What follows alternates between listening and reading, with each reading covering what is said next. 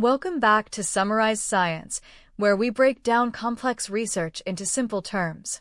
Today, we're looking at a new paper called SPEAR 1, which proposes a revolutionary way to teach robots about the physical world. One of the biggest challenges in robotics is creating a single, generalist AI that can perform many different tasks in new environments. Traditionally, this requires training the robot on millions, or even billions, of examples of humans performing those tasks, which is incredibly expensive and time-consuming. The researchers behind SPEAR 1 asked, what if there's a more efficient way? Their core idea was to first teach the AI a fundamental understanding of 3D space before ever showing it a robot. As shown here in stage 1 of their training pipeline, they took a standard vision language model and enhanced it by training it on regular 2D images that were annotated with 3D information. This process taught the AI, which they call SPEAR VLM, to infer an object's 3D coordinates, shape, and position from just a single flat picture. This 3D, aware model then became the foundation for their main robot controller, SPEAR 1. So, how well did it work?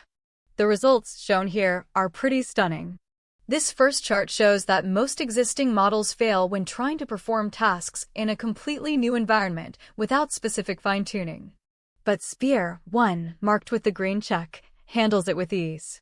Even more impressively, this middle graph shows SPEAR 1's performance compared to other leading models.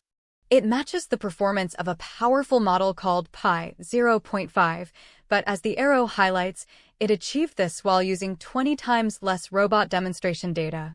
That's a massive leap in data efficiency. The team then put SPEAR 1 to the test on real-world robots, not just in simulations. They evaluated it on a WidowX robot arm, where it achieved 10% higher task progress than a strong baseline model across several tasks like stacking cups and placing objects. They also tested it on a more challenging Franco robot, where it significantly outperformed another leading model and matched the state-of-the-art, again, despite being trained on far less data. The key takeaway here is the importance of this carefully engineered training strategy. By separating the learning process, the model first gains a robust, general understanding of 3D space from cheap and easily available image data. Then it only needs a much smaller amount of expensive, robot-specific data to learn how to translate that understanding into physical action. This approach effectively replaces a huge amount of robot demonstration data with non-robotic 3D, annotated image data. So, what does this mean for the future? This research provides a more scalable and efficient path toward building generalist robots. It could significantly speed up the development of robots that can help in our homes, assist in manufacturing, or work in environments too dangerous for humans. By reducing the dependency on massive, hard-to-collect robotic datasets, it makes powerful AI for robotics more accessible. A truly clever way to build a better foundation for our future robot helpers.